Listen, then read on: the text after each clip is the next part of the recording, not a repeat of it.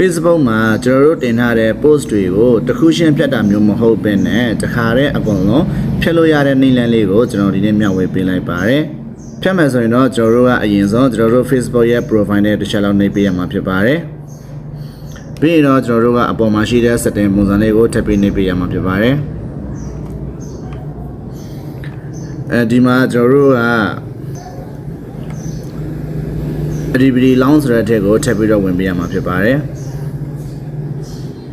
ပြီးရင်တော့ဒီမှာ your Facebook activity ဆိုတဲ့များလေးကိုကျွန်တော်တို့ကအောက်ကိုရှာထားတဲ့များလေးကိုတစ်ချက်လောက်နှိပ်ပေးရမှာဖြစ်ပါတယ်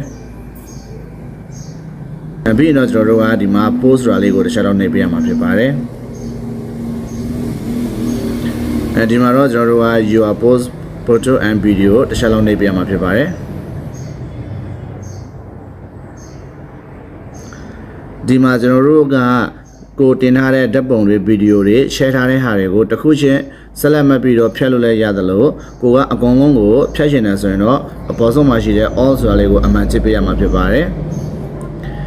all ဆိုတာလေးကိုအမှန်ချစ်ပြီးရင်ကျွန်တော်တို့ကဒီမှာ recycle bin ဆိုတာလေးကိုကျွန်တော်တို့ကထပ်ပြီးနှိပ်ပေးရမှာဖြစ်ပါတယ်။ကဲပြီးလို့ရှိရင်တော့ဒီမှာကျွန်တော်တို့က move to trash ဆိုတာလေးကိုထပ်ပြီးနှိပ်ပေးလိုက်ပါ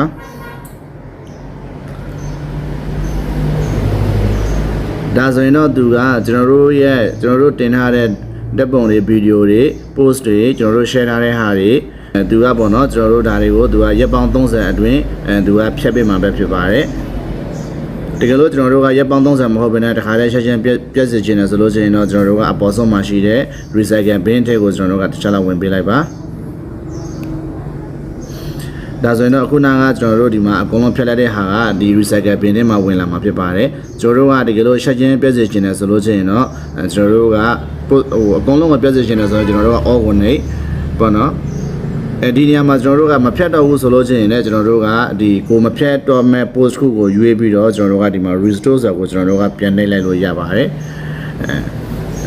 ဒါဆိုရင်တော့သူကမပြတ်တော့ဘူးပေါ့နော်အဲ့ဒီ post ကကျွန်တော်တို့ကပြန်ဖြစ်သွားပြီပေါ့နော်မဖြတ်တော့ဘူးပေါ့လေအဲ့တော့ကျွန်တော်တို့အခုနကအကုန်လုံးနှိပ်လိုက်တဲ့ဟာကဒီ recycle bin ထဲမှာရှိမယ်ဒါတွေကိုကျွန်တော်တို့ကဖြတ်ကျင်တယ်ဆိုအကုန်လုံးချက်ချင်းပေါ့နော်တခါတည်းဖြတ်စင်ရင်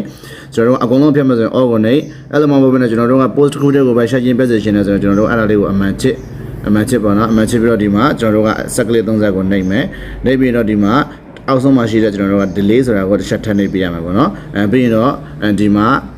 delay ကိုထပ်ပြီးနှိပ်ပေးရမှာဖြစ်ပါတယ်ဒါဆိုရင်တော့အဲ့ဒီ post ကချက်ချင်းပြတ်သွားပြီပေါ့နော်တကယ်လို့လူကြီးမင်းတို့ကအားလုံးကိုတခါတည်းဖြတ်စေချင်တယ်ဆိုရင်လည်းကျွန်တော်တို့က all ကိုနှိပ်မယ် all ကိုနှိပ်ပြီးတော့ကျွန်တော်တို့ကဒီမှာ